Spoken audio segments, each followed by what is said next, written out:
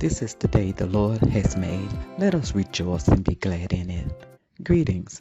I'm Sister Brenda Shipp, National Superintendent of Sunday School of the Original Churches of God. Lesson Highlight, October 25th, 2020. Lesson 8, Love Divine. The text, 1 Corinthians 13th chapter. Background text, 1 Corinthians 12, 27 through chapter 14 and 1. Devotional reading, Romans 12th chapter, 9 through the 12th verse. 1 Corinthians 13 is called the Great Love Chapter. It's a stunning rebuke to the Corinthians' lack of love in the use of their spiritual gifts. The key message of 1 Corinthians 13 is that unless the motive for the exercise of your gifts is love for your Christian believers, you are just making noise. These people were using their gifts for self-elevation. The more perfect way of love demands that we exercise our spiritual gifts to benefit the rest of the body and not to show off who we are. 1 Corinthians 12 and 7. Paul is telling us to seek love, not this or that specific spiritual gift. The Bible does not tell us to go after a specific gift. It doesn't command us to do so. The Bible do command us to love our brothers and sisters.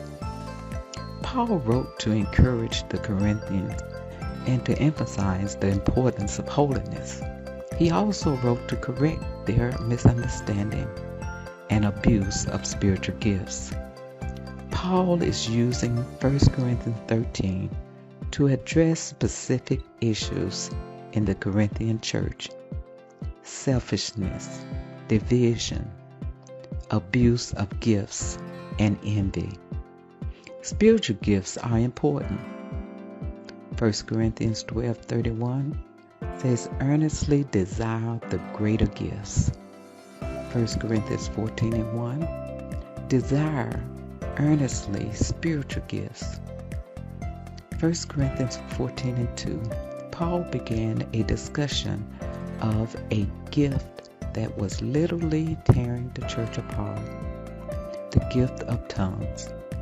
It was causing disorder in the body. The Corinthians was using the gift to show off, not as an expression of love. Love is essential. Spiritual gifts are nothing without love.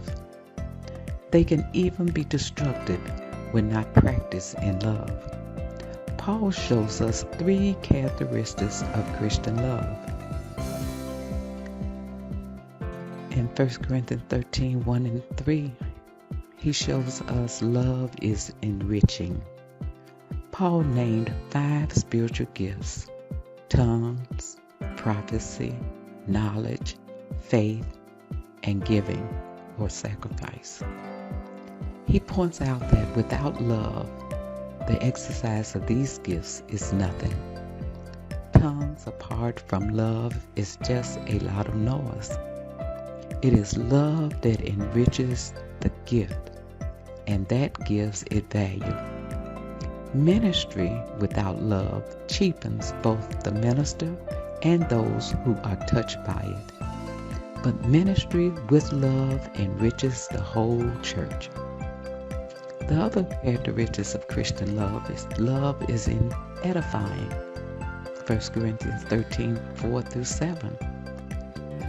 Knowledge puffed up, but love edifieth, meaning that it builds up. We must not think of ourselves, but of others, and this demands love. Look at Galatians chapter 5, 22 through 23, and compare it with 1 Corinthians 13, 4 through 7. You will see all the characteristics of love show up in that fruit. And the last characteristics of Christian love is enduring. 1 Corinthians 13, chapter 8 through the 13th verse. Prophecy, knowledge, and tongues were not permanent gifts. These were gifts that some of the Corinthians prized, especially the gift of tongues. These gifts will fail and cease, but love will endure forever. For God is love. The Corinthians were like children. They needed to mature. Verse 11 says, "Put away childish things." There is a maturing process for the church as a whole. Ephesians 4:11 through the 16th verse. And also for the individual believer in Peter 3:18. We should be growing and maturing now. Love is enduring, and what it produces will endure. There's a hymn that came to mind when I was looking at this lesson. Love divine. How much I owe. How much I owe for love divine. How much I owe that Christ is mine. But what he died for me, I know. I cannot tell how much I owe. Until next week, God be merciful to us and bless us and cause his face to shine on us.